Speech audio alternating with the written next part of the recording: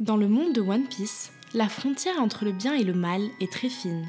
Comme on le sait, Luffy et son équipage sont les personnages principaux de l'histoire que l'on suit, mais ça ne fait pas d'eux des gentils pour autant. Ils ont des rêves qu'ils souhaitent accomplir et une morale qui les rend plutôt justes, mais dans One Piece, le bien et le mal ne sont qu'une question de point de vue. C'est pourquoi j'ai choisi de mettre en avant une théorie écrite par Kamunai qui se penche sur l'influence des démons et créatures maléfiques dans la conception des Mugiwara. On commence bien sûr par le capitaine.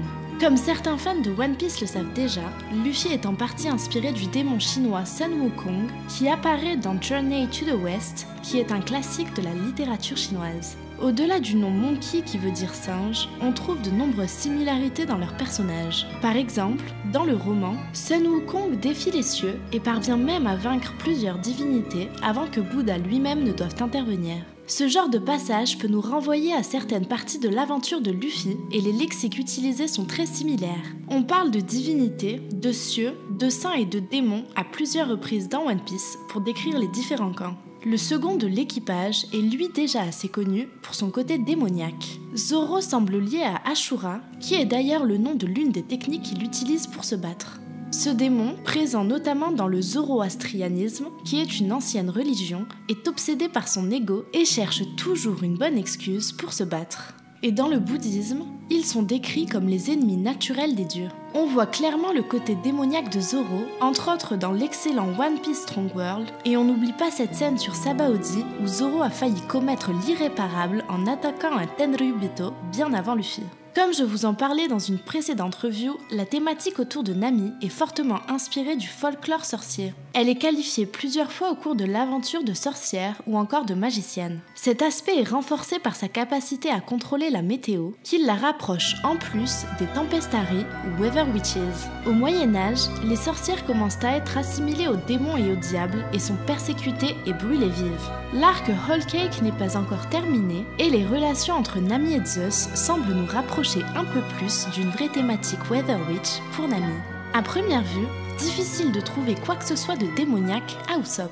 Et pourtant, le plus gros indice est au milieu de son visage. Le nez d'Usopp, qu'on peut comparer à celui de Pinocchio, est en fait encore plus proche de celui des Tengu. Les Tengu sont des démons japonais qui aiment mentir, jouer des tours aux gens et les égarer. Avec le temps, ils ont été perçus comme des êtres bienveillants et protecteurs et sont aujourd'hui considérés comme de bons kami, c'est-à-dire des dieux. Ce n'est pas sans nous rappeler Usopp qui passait son temps à mentir et à être méprisé par les gens pour petit à petit, au fil de l'aventure, devenir God Usopp, celui qu'un bon nombre d'hommes considèrent déjà comme leur dieu.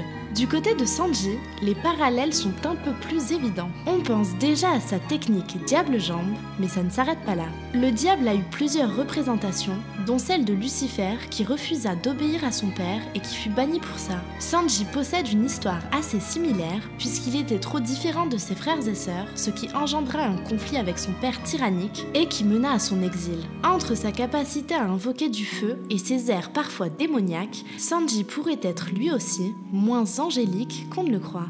Pour le cas de Chopper, on va s'intéresser plus précisément à son Monster Point.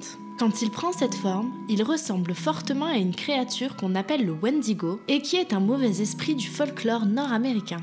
Les Wendigo sont décrits comme des êtres géants et surnaturels associés à l'hiver, à la neige et au froid. De plus, Oda a révélé l'origine des Mugiwara s'ils appartenaient à notre monde, et Chopper serait canadien, ce qui le rapproche un peu plus du mythe canadien du Wendigo. Robin pourrait être inspirée d'Hypatia, qui est une grande savante grecque. À la fois mathématicienne, inventeur, philosophe et astronome, elle avait la réputation d'être la plus grande philosophe et était surnommée la professeure des âges.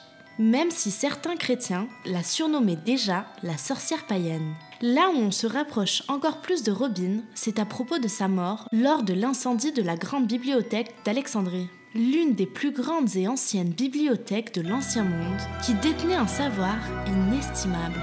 On ne peut s'empêcher de penser à Ohara, dont la grande bibliothèque a elle aussi brûlé. Pour ce qui est de son rapport aux démons, Hypatia exerçait à une époque où le savoir et la religion connaissaient de nombreux conflits. Aux yeux d'un grand nombre de fanatiques, ses connaissances faisaient d'elle une menace et il la qualifiait de démon. Et dans un rapport plus direct, les techniques de Robin rappellent également Kali, une déesse assassin du folklore hindou qui possède de multiples bras et un penchant pour les choses assez sombres. tout comme les répliques de Robin qui font parfois un peu froid dans le dos. L'existence même de Frankie pourrait faire référence à un mythe bien connu, celui du docteur Frankenstein et de sa création. Le monstre créé par le docteur était fait de différentes parties d'humains assemblées grâce à ses connaissances scientifiques et technologiques puis ramenées à la vie. Du point de vue de l'Église, une telle expérience était une hérésie puisqu'elle revenait à se prendre pour Dieu.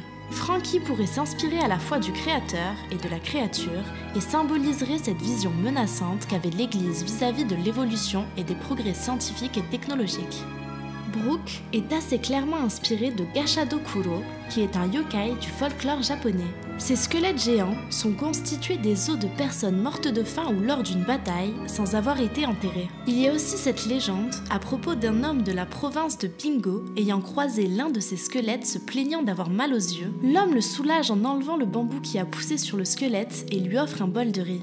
Le squelette lui raconte ensuite comment il est mort, son histoire personnelle et le récompense pour sa gentillesse. Ça peut nous rappeler la rencontre entre Brooke et Luffy, dans laquelle il est question des yeux de Brooke, de faim et de riz. J'espère qu'on aura plus de similarités de ce genre lors de l'arrivée de Brooke sur Wano Kuni. Et on finit avec celui qui, on l'espère, restera dans l'équipage après l'arc Whole Cake. Jinbei possède de nombreuses inspirations possibles du côté démoniaque. Tout d'abord, son lien avec la mer et son aspect le rapprochent directement du folklore des îles du Pacifique et des îles d'Okinawa.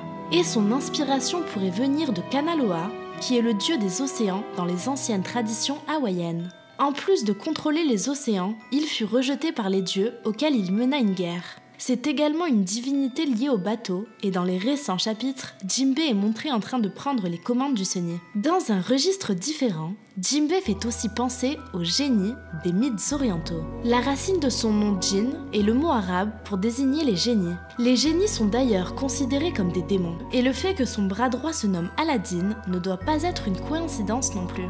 Jinbei pourrait donc lui aussi être inspiré d'entités démoniaques. C'est tout pour cette vidéo. J'espère qu'elle vous aura plu et encore bravo à Kamunai pour son travail de recherche que je tenais absolument à vous faire découvrir. Voir Luffy et son équipage comme une bande de démons est intéressant puisque comme je vous l'ai dit, dans One Piece, tout n'est qu'une question de point de vue. Je compte sur vous pour liker, partager cette vidéo et vous abonner si ce n'est pas déjà fait. Rendez-vous très vite pour de nouvelles vidéos. À bientôt sur Olbu Channel.